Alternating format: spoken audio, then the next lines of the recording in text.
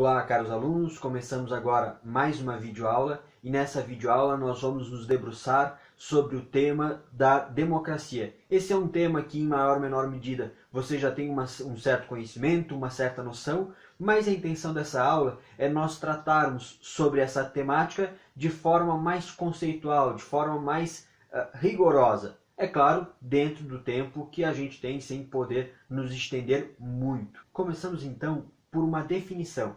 Democracia vem do grego demos, que significa povo, e kreiton, que significa governo. Portanto, numa definição bastante simples e direta, democracia é o governo do povo, ou ainda um governo exercido de acordo com as demandas definidas pelo povo. É claro que alguém pode olhar para isso e dizer que muitas vezes não funciona tão bem assim, mas um governo que é surdo às reclamações do povo, mais dia, menos dia, ele será colocado à margem. É clássica a frase de Abraham Lincoln que diz: governo do povo, pelo povo e para o povo. Então, voltando aqui, democracia seria esse governo que é profundamente influenciado pelas demandas e pelas concepções presentes na sociedade. E como o povo exerce seu poder? Nas democracias modernas, ele exerce de forma indireta através do voto, o sufrágio universal. Um passo adiante, voltaremos as nossas atenções sobre o espírito da democracia, o espírito que anima esse sistema político. E se tivermos que resumir a democracia, o espírito que a anima, em uma única palavra, a palavra apropriada é doxa. Existe dentro da democracia um amplo debate sobre quem pode falar sobre as coisas e sobre os assuntos políticos. Alguns vão entender que todas as pessoas podem falar, porque a democracia é o espaço da livre opinião, enquanto que outros vão entender que apenas um grupo específico pode falar, o grupo dos especialistas. E eles sempre afirmam a seguinte ideia: sobre sapato, apenas o sapateiro pode falar. Sobre um conserto de carro, apenas o mecânico. Sobre questões ligadas à saúde, apenas o médico. Bom, e sobre coisas políticas, quem pode falar? Esse grupo vai dizer apenas um grupo especializado. Enquanto isso, os que trabalham com a ideia de doxa vão dizer não. Sobre política, toda a gente pode falar. Todo mundo está em condições de poder manifestar a sua opinião. Para ilustrarmos esse argumento, nós assistiremos um vídeo do então candidato Enéas, que no debate presidencial na emissora de TV Band em 1994 vai defender o argumento da técnica, entendendo que apenas um grupo específico pode falar sobre os temas da política. Então, vejamos esse vídeo e depois nós retomamos. Eu quero crer que para dirigir um país é fundamental que se tenha preparo. Pelo que ouço e leio do senhor e quando o senhor se pronuncia, eu percebo que o nível de escolaridade do senhor é mínimo. Eu gostaria de que o senhor me respondesse se, na opinião do senhor, é ou não fundamental deter nível de escolaridade mínimo, preparo, ou seja, se não basta apenas conhecer o fato, ou se é fundamental também saber como resolvê-lo. É isso, essa pergunta. O que está posto nessa pergunta é o argumento da técnica. E aí nós podemos fazer um exercício de lógica. Se, para ser candidato, apenas um grupo específico pode se candidatar, alguém poderia extrapolar esse argumento e sugerir: se para ser candidato apenas um grupo específico pode ser candidato, por que não, para votar, apenas um grupo específico pode votar? Porque, vamos concordar, se somente pessoas com graduação podem ser candidatos, por que não, então, apenas pessoas com graduação poderem votar? Afinal, se o sujeito não tem quarta série, ele não pode ser candidato porque não tem conhecimento. Então, por que ele poderia votar? Se ele não tem conhecimento, se ele não tem preparo para ser candidato, alguém poderia sugerir que ele também não tem preparo para votar. Se ele não é apto para administrar a coisa pública, por que ele é apto para escolher quem deve administrá-la? A resposta do candidato questionado ela é extremamente madura do ponto de vista democrático. O candidato coloca: se o problema do Brasil fosse graduação, então o problema já estaria resolvido.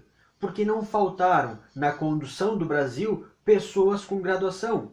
Olhando o Brasil a partir de 2020, nós podemos pegar 3 exemplos bem simples. Primeiro, FHC, no campo da sociologia, graduado, inclusive com um doutorado no campo da sociologia. Seja a Dilma Rousseff, graduada em economia, seja o Michel Temer, graduado em direito. Então, se o problema fosse graduação, o problema já estaria resolvido. A questão aqui é que o problema da esfera política é de uma natureza tal que não há uma formação específica. E se não há uma formação específica, toda a gente pode falar aos olhos da democracia. Entendamos da seguinte forma: na democracia, ninguém detém a verdade. Tem apenas uma opinião, uma visão limitada e parcial da verdade. Aqui nós podemos nos lembrar de Sócrates e a sua famosa frase, só sei que nada sei. Essa frase, mais do que dizer que Sócrates não sabe de nada, ele está sugerindo que ele tem consciência que o conhecimento que ele tem é bastante limitado. Sócrates tem consciência dos limites do seu conhecimento. Dessa forma, se eu tenho consciência de que não tenho garantias de que o que eu sei seja verdade, então eu não posso impedir que as outras pessoas manifestem as opiniões delas. Porque, por mais que, num primeiro momento, me pareça estranho ou equivocada a opinião delas, talvez, no futuro, essas opiniões se revelem verdadeiras. Então, se eu não tenho garantias de que eu sei a verdade, eu não posso calar a boca das outras pessoas, garantindo assim que todas as pessoas possam manifestar livremente a sua opinião. Esse é o espírito da democracia, esse entendimento de que ninguém detém a verdade. Se ninguém detém a verdade, toda a gente pode falar, toda a gente pode manifestar sua opinião. As opiniões equivocadas, com o tempo, elas vão sendo colocadas à margem. E as opiniões corretas vão se sobrepondo, vão mostrando que são corretas de acordo com os testes do tempo. Para finalizarmos essa questão, nós podemos olhar como a antiga cidade de Atenas escolhia os seus líderes políticos. Vejam só, em vez de fazer uma eleição como nós fazemos, eles faziam basicamente um sorteio. Então, pegavam o nome de todos os cidadãos, colocavam dentro de uma caixa e aleatoriamente se escolhia uma pessoa. E eles faziam isso porque entendiam que sobre o conteúdo da política, todos tinham em igual a virtude política, todos tinham em igual as mesmas capacidades para se manifestar, para se colocar e para liderar a polis grega. Próximo slide, as características da democracia. Aqui eu dividi em 3 slides. Nesse primeiro estão as características tradicionais: isonomia, isegoria e isocracia.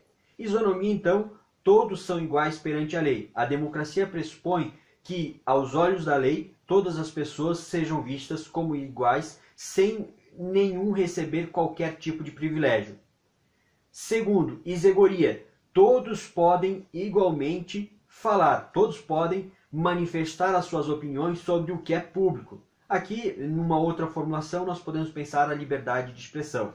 E a terceira característica, isocracia. Todos podem governar, todos em igual, sem nenhum privilégio, sem nenhuma distinção. Ou seja, qualquer pessoa pode se candidatar a vereador, a prefeito, governador ou, em última instância, a presidente, sem ter qualquer empecilho nessa direção.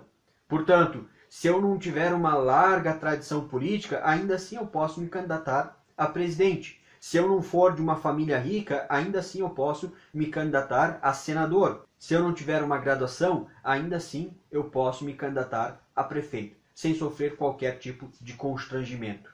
Princípio da maioria. Na democracia se entende que, em uma situação que tenhamos divergência, a maioria deve se prevalecer. Vejam só, é especialmente interessante se nós olharmos para 2018. Em 2018 nós tínhamos uma eleição bastante polarizada, cada um tinha bastante reservas em relação ao seu adversário. E se não fosse a democracia, nós teríamos um cenário perfeito para uma guerra civil. Afinal, como um determinado lado aceitaria que o outro presidisse ou o outro lado aceitasse que o primeiro presidisse. Mas, com o princípio da maioria, com esse princípio democrático, o problema foi resolvido sem uma guerra civil, sem sangue, sem maiores contratempos para a sociedade. Respeito às minorias. Vejam só, na democracia se governa de acordo com a vontade da maioria, mas esse eleito, ele precisa governar para todos, seja para a maioria, seja para a minoria. E dessa forma ele precisa respeitar todos os grupos, não podendo assim perseguir, constranger ou de alguma forma prejudicar esses pequenos grupos, esses grupos marginalizados. Eleições. Esse é um ponto evidente, mas ainda assim, nas democracias, como se escolhe quem vai liderar? Através de uma eleição. E observem, essas eleições elas devem ser periódicas e regulares. De quando em quando é preciso ter uma nova eleição. Ninguém pode ser, após ascender ao poder, se perpetuar indefinidamente no poder. Ao contrário, de quando em quando ele precisa, a sua liderança precisa ser respaldada em uma eleição.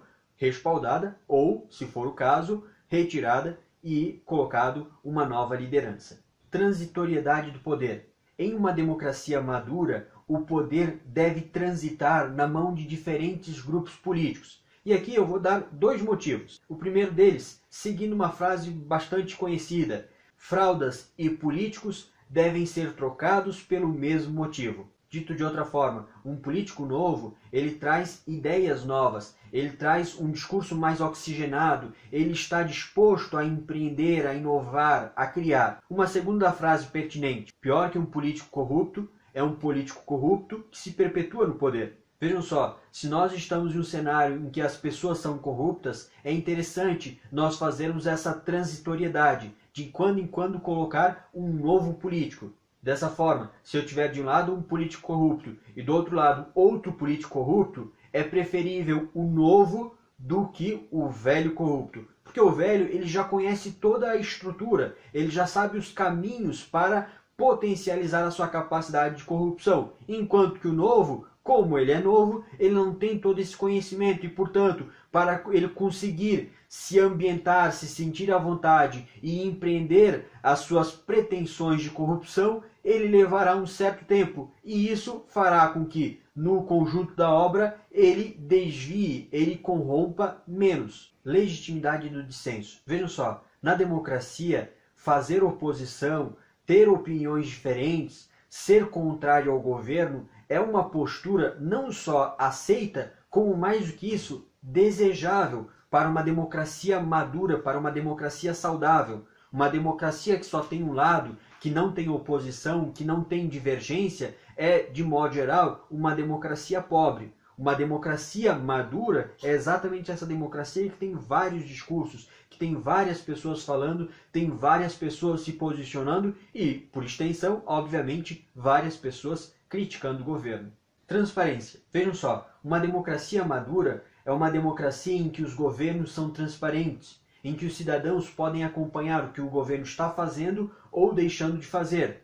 Portanto, um governo que é fechado, um governo que não se abre, um governo que não permite que o cidadão saiba o que ele está fazendo, do ponto de vista democrático, é algo perigoso e coloca em xeque o sistema democrático. Uma democracia saudável pressupõe que o cidadão tem acesso a fontes alternativas de informação, que muitas vezes vão divergir ou mesmo entrar em conflito com as informações oficiais. Dessa forma, toda vez que um governo tenta limitar a possibilidade de os cidadãos terem opiniões diferentes, terem fontes de informação diferente, tenhamos presente, um pouquinho da democracia está esvaindo entre os nossos dedos. Nesse momento nós podemos tratar sobre o projeto da fake news.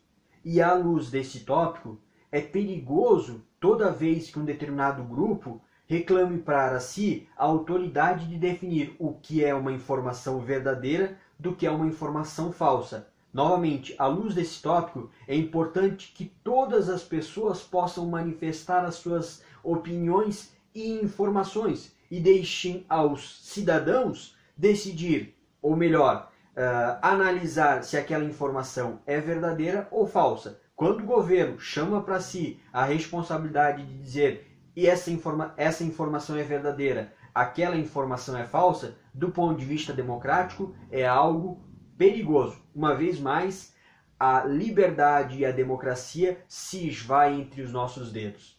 Não vou me estender muito nessa temática, porque a aula já está bastante longa, mas enfim, aqui finalizamos. Eu penso que conseguimos minimamente situar os principais pontos. Qualquer dúvida, entre em contato aí pelo Classroom e a gente tenta resolver.